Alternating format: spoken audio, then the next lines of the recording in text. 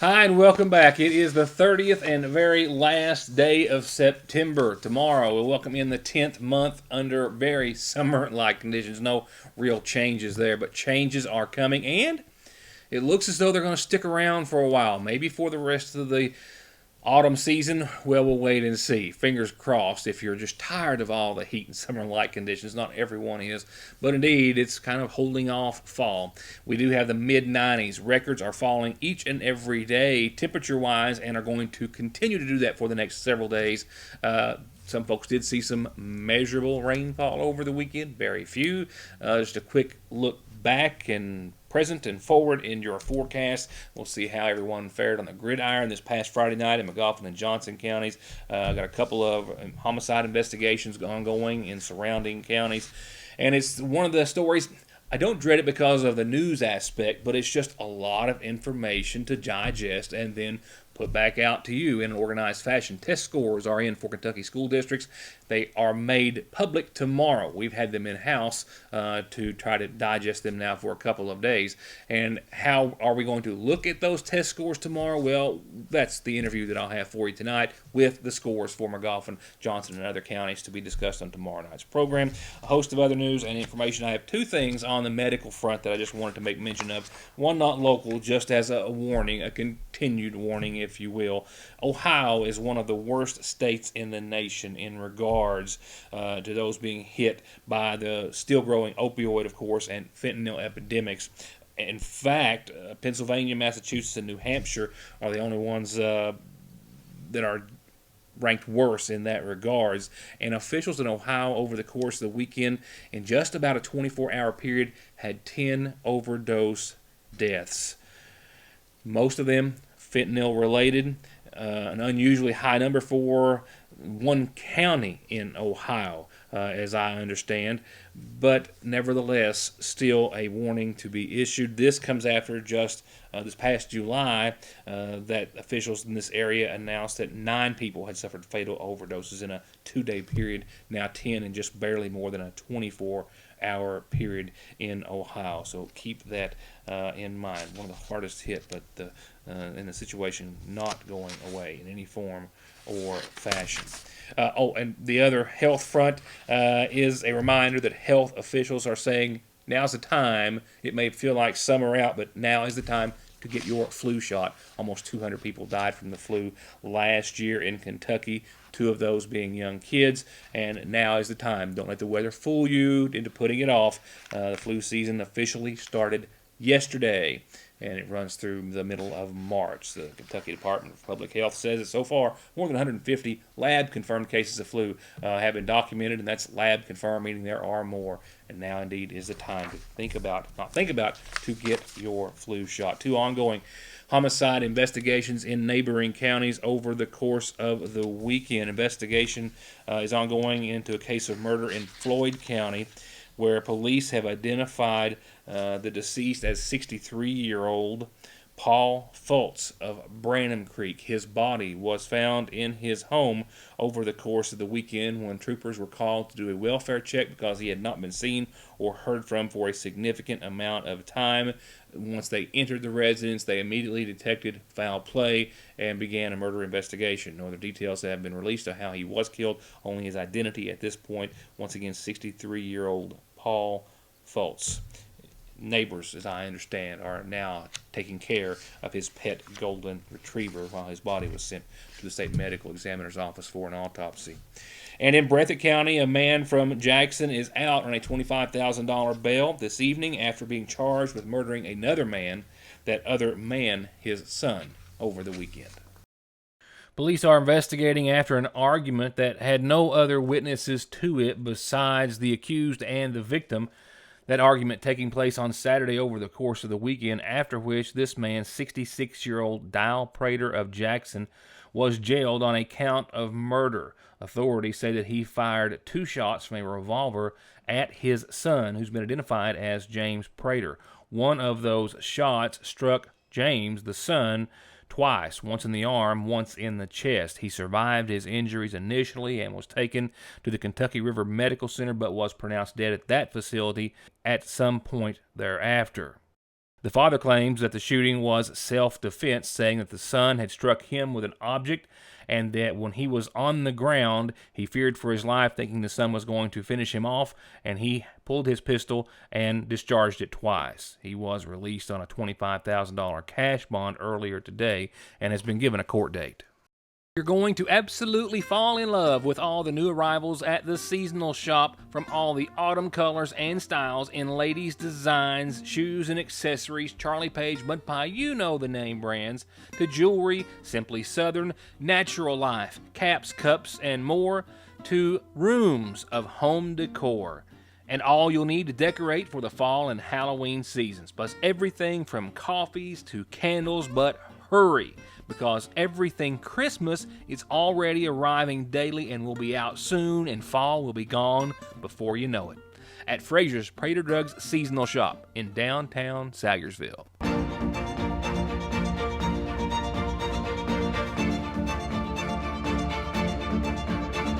I'm Dr. Jason Zimmerman at Highlands ARH, the healthcare system of Appalachia. From brakes, exhaust, suspension, fluid changes, to expert collision and auto body, to turning your 4x4 or diesel from mild to wild, get real auto maintenance, paint, and repair at Black Smoke Performance in Dixie of Sayersville. 349-8785. Right now, for pennies on the dollar, a huge selection of like-new laptop computers, a fresh stock of video games, the Cadillac of dog tracking and training systems, new hunting rifles, accessories, and ammo. And they always stock, buy, sell, and pawn gold and silver coins and jewelry with a new selection just in at Parkway Gun and Pawn in Sayersville, 349 Pawn. Getting the best deal on the best tires with the best service has never been easier. Just log on to ConleyTire.net, check out the latest rebates, sales, and promotions, pick out the tires you want, and email, call, or come by. For huge savings from the family who's been proudly serving the area for over 32 years. Conley Tire in Staffordsville, 297-2424. I've got, of course, a new community calendar to start off a new week in just a few moments, but an announcement of another sort. There's a special called meeting tomorrow at 6:30 for the Sayersville City Council. Items on the special agenda: a second vote on the Kentucky Power Company franchise ordinance, a second vote on a property tax ordinance, proposal to purchase a van to transport prisoners, and then adjournment. With that said, it's time to talk about test scores, and this report will be unlike any other. It feels as though it's just every few years Kentucky Department of Education officials are announcing a new form of testing, and they took the last 2 years as a transitional period where test scores were not issued where you could compare school districts to each other in preparation of this new 5-star system, which will be announced publicly tomorrow. Those reports or those scores have been released to schools and the media last week on the condition that we all hold them from the public's view until tomorrow, just so everyone would have a chance to digest them and prepare them for public view, with those test scores being the first ones of this new grading system that uses a 5-star premise to gauge Kentucky schools' progress or lack thereof. Tomorrow, we're going to take a look at those scores for McGoffin, Johnson, and other counties, while today, Superintendent of Schools Scott Helton here in McGoffin County tells us how this new system works and how we are to interpret that information with you tomorrow. This is the first time that they've changed to a star rating system. And the rating system, this will be the first year for that, and you got certain areas of the test are weighted a little different. But what I mean by weighted is their amount that they count for on the test is a little greater than some of the other areas. So that'll be one area that's changed a little bit. And then the 5-star, 4-star, 3-star, and a 2-star and a 1-star, with 1-star being the worst rating, and then a 5-star being the highest rating. Within those ratings, though, of star ratings, you will have a medium, high, and a low range within each star rating, and you can score well, but you can not have growth, as an example, and you could be reduced by a star. So there's a lot of things that come into play on how well you score besides just reading, math, and science, and social studies, and things of that nature. So it's going to be a learning curve for everyone to kind of see where we're at, what's going on. And then the other thing that we have to take into consideration is all of our subgroups out there, like free and reduced students, the students that qualify for free and reduced lunch, or your boys versus girls, or your special needs students. All of those students are held in non-academic areas that you look at those areas as well and see how they're performing against the whole student body. And if you allow that any one of those groups, and there's more than what I've just named, but any one of those groups that fall behind the entire group, then you've got a concern there, and you're held accountable there as well. So it's a struggle to make sure that we're bringing everybody along, and that we're working with the entire student body to make sure that they're doing okay. So those things are taken into consideration, and that's something that I can talk to you about tomorrow, about how our groups did, and how if you have a group, then there could be a targeted group that the state would send some assistance in to work with you on how you're trying to achieve to fix that, to make sure that they're going to be up to par. So there's a lot of things to look for, but the basic thing that the public will get out tomorrow would be they'll be able to see some of the data, but once those star ratings go out, then that's pretty much what people are going to see, whether you're a 5, 4, 3, or 2, and a 1 star. Also, in a prelude to tomorrow's scores being released, Helton says that questions can be answered at your child's respective school with as much as a phone call or a stop by parents. He also says that individual test scores are available for parents as well, for your student individually, should you like to get those at your respective school. Here's tonight's McGoffin Farm Bureau community calendar. A couple of new announcements, all brought to you by McGoffin Farm Bureau. First, from our friends over at the Water into Wine Food Pantry at the Lakefront Church of God, they say that due to the change of the season and harvest products dwindling in supply, the Water into Wine Pantry is going to be closed day after tomorrow, this Wednesday, with full pantry services returning the next Wednesday on the 9th. They apologize for any inconvenience this might have on you, but they hope to see everyone Wednesday, October the 9th. And also, they want to announce their Lakefront Harvest Festival at the Lakefront Church of God this coming Saturday the 5th. For games, gospel music, country cooking, a silent auction, and more. With another weather-related announcement that there will be little, if any, sorghum this year due to the early spring rains and all the fall drought. So just a little FYI there. A reminder from Chapter 15 of the DAV, all veterans from all surrounding counties to McGoffin are encouraged to be at the regular meeting this week, this Thursday at 6 o'clock at the community center. Flu shots given out by the VA clinic at 5 o'clock, an hour prior to the meeting. And if you've got an announcement like these, or birthdays or anniversaries you want to put on the show, just make sure you tell me and we'll tell everyone about them. In funeral service announcements for this Monday, Kim Patrick, Kimberly Jane May Patrick, 61, of Bloomington, passed away on the 27th, survived by her husband Alex. She's also survived by her sons Stuart Lane and Justin Neal. Services were held for Kim earlier today from the McGoffin County Funeral Home. In other announcements, these two coming from the McGoffin County Funeral Home, 42-year-old Mickey Eugene Williams of Grape Creek passed away on the 22nd, survived by his wife, Christy Burton Williams, and sons Christopher Burton and Dylan and Cajun Williams. Visitation is tonight. It's also tomorrow and before Wednesday's services that are to begin at 1 o'clock in his honor, all from the McGoffin County Funeral Home. At Sagersville National Bank, they know your house is much more than your home. It's an investment, and for many of us, the biggest we'll ever make. And whether it's for needed repairs and maintenance, or a new addition or renovation to give you some more room and more equity, let Sagersville National Bank deal with all the financial work and worry. Real and real competitive, hometown, homegrown, home improvement loans at Sagersville National.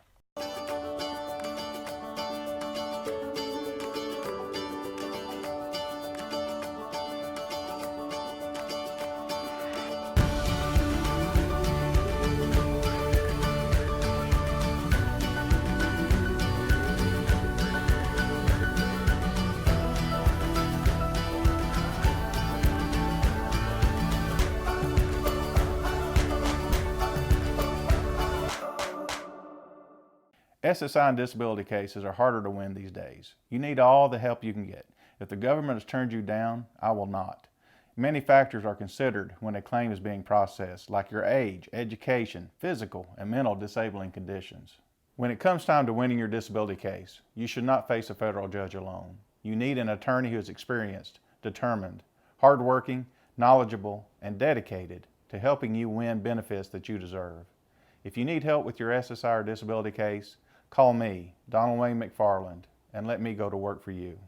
We have finally done it. After years and years of extensive testing, we not only invented the chicken sandwich, we have perfected the chicken sandwich. Come and try it and love it with a big, famous dipped breast strip, pickles and mayonnaise, or however you like it fixed. And if you like, make it a double. Just make your way to Lee's to get it and grab a cookie while you're there. At your Sayersville, Lee's famous recipe, where even our ice is famous.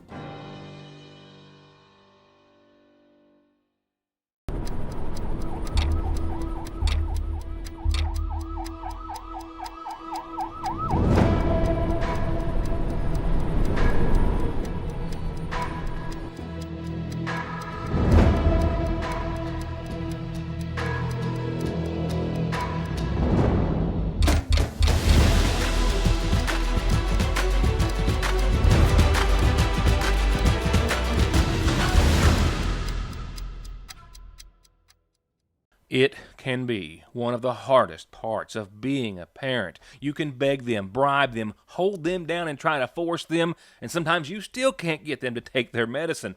Well, problem solved at Parkway Pharmacy with Flavor X. Let your kids customize their medicine with some of the best flavors that really do taste great, and it's totally free with your child's prescription at Parkway Pharmacy. So stop the suffering, theirs and yours, for free, and get your Flavor X flavored medicines at Parkway Pharmacy in Sayersville.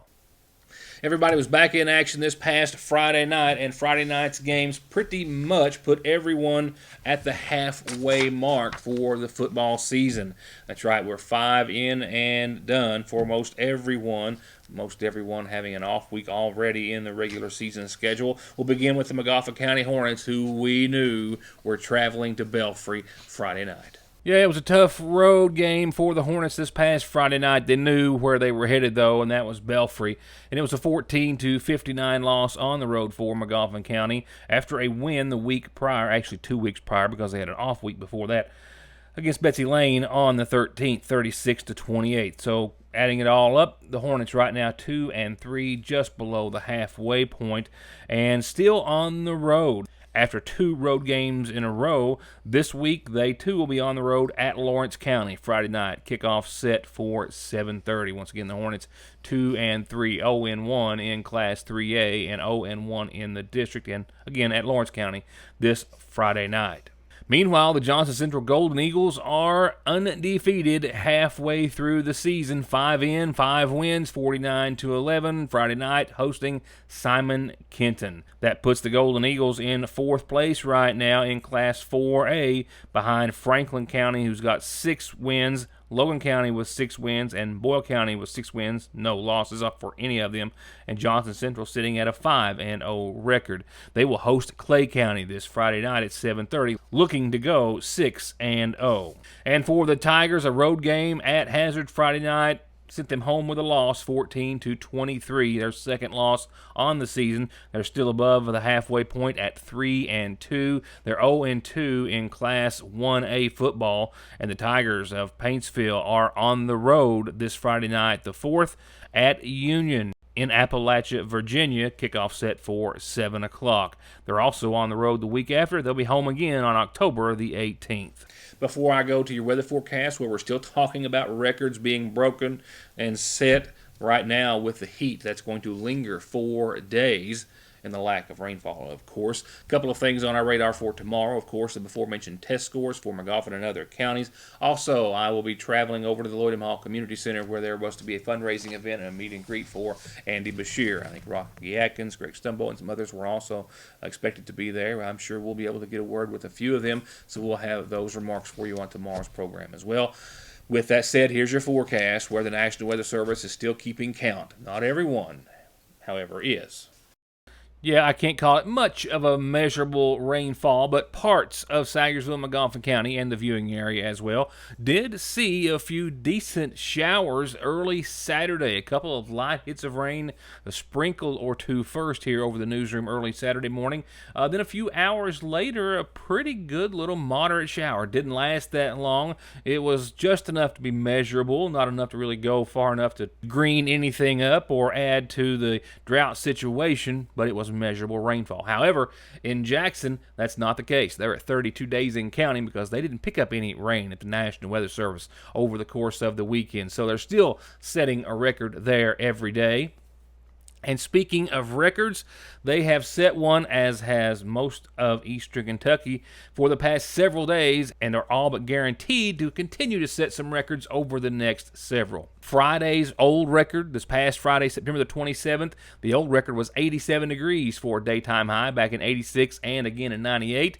They clocked 92, pretty much where we were. Saturday, the old record also set an 86 at 87.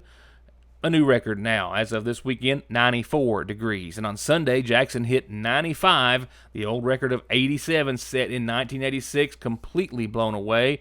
And today, Jackson was expected to hit 95, as was most everyone else. Tomorrow, expected to see 95. Wednesday, expected to see 94. Thursday, expected to see 93. So all they have to do is have 85 or 86 degrees on any of those days, and new records will continue to fall for the next several days before we do see temperatures going from the mid-90s to the mid-70s.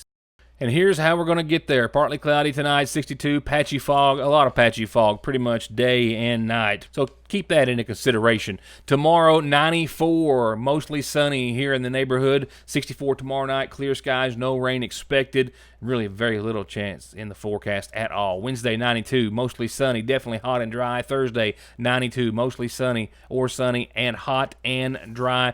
Nighttime lows, check it out. That's where the change rolls in. By late Thursday, a system comes through, knocks us down about 10 or 11 degrees for our nighttime lows. We'll see the mid-90s during that day, but that night down to the low 50s for nighttime lows, and that's in front of what we're going to see on your Friday. Temperatures barely getting to the, well, not really getting to the mid-70s, closer to 73, and sunny, and lows Friday night are in the mid-40s. Yeah, big change. Been a long time coming, hasn't it? And we stay in the 70s there for the foreseeable future for the end of your forecast. Sunny and 77 Saturday, mostly sunny and 78 Sunday, partly sunny and 75 Monday. Sunday and Monday, only a 20% chance of showers to go along with it. That's going to wrap it up for this Monday and for this month of September. We'll welcome in October when I see you back next time. Thanks for watching.